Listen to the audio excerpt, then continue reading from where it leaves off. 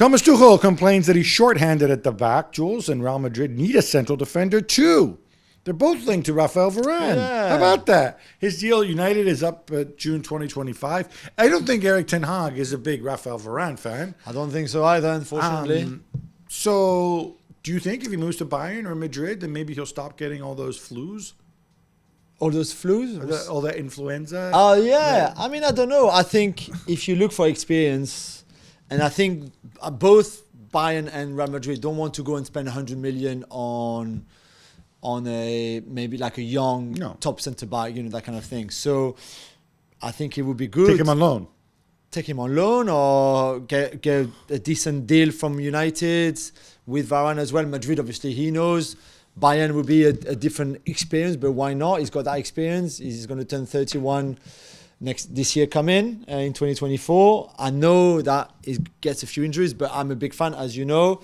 So for me, it's a good idea. However, for Bayern, just to finish, I thought they needed someone who could play right back as well, a centre back maybe, someone like a Tomori or someone like a Benjamin Pavard. Oh, Benjamin Pavard, hey, by the way, remember him? But we see. I think there will be a lot of clubs linked with Raphael Varane in January. Bournemouth before. Chuck, you just say, if you're Real Madrid, you do this. If you can get him on loan, I think just loan 6 months and see where you are. You do this in a heartbeat. Yeah. Like, you don't even think about it. Antoine Griezmann had a few things to say about his future, Jules. Yeah, we know that he's discussing with Atletico Madrid for a new deal and said that it's very likely that Atleti are his final European club. But after that, he wants to go to MLS. This is a dream of his. He said it many times before. I would love to see him in MLS very soon. That's for sure. We grew up idolizing Roberto Donadoni with the New York, New Jersey Metro Stars. Of course, back in the year. That's why, yeah. Eljif Elmas has joined Leipzig from Napoli in a deal worth 25 million euros. Gab, is it a good deal, a good idea? It's a good deal for Napoli. It's an amazing deal, I think. For a sub. Yeah, he's basically a substitute, and he has been. He's very popular with the fans.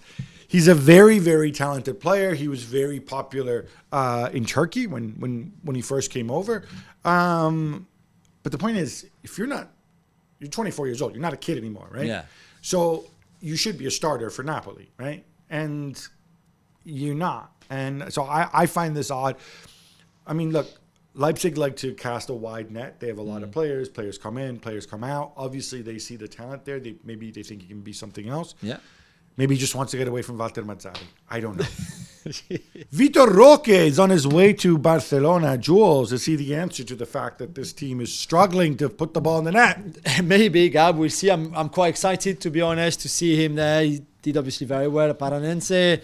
In Brazil, he's young, but you could see the athleticism, the pace that he has. He's obviously a different profile to Lewandowski.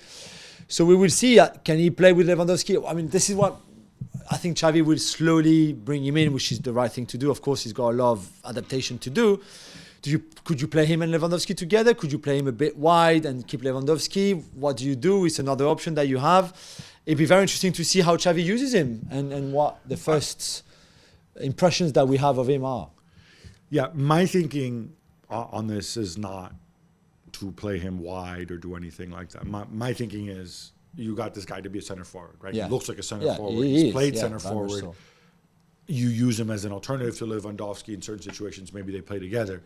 But Barcelona have enough wide players, right? If you want to adapt him, bring him along slowly, perhaps, maybe a few minutes here and there, but have him do the job that he's actually, that you've signed him for eventually. Because Lewandowski in 18 months, his contract is up.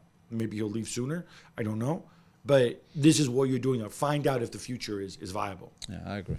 Multiple reports in Italy said that Milan are closing in on Serhou Guirassy. We mentioned him earlier in the Man United chat. He's got a release clause worth 17 million euros, which Stuttgart is 28 in March, which you mentioned as well earlier.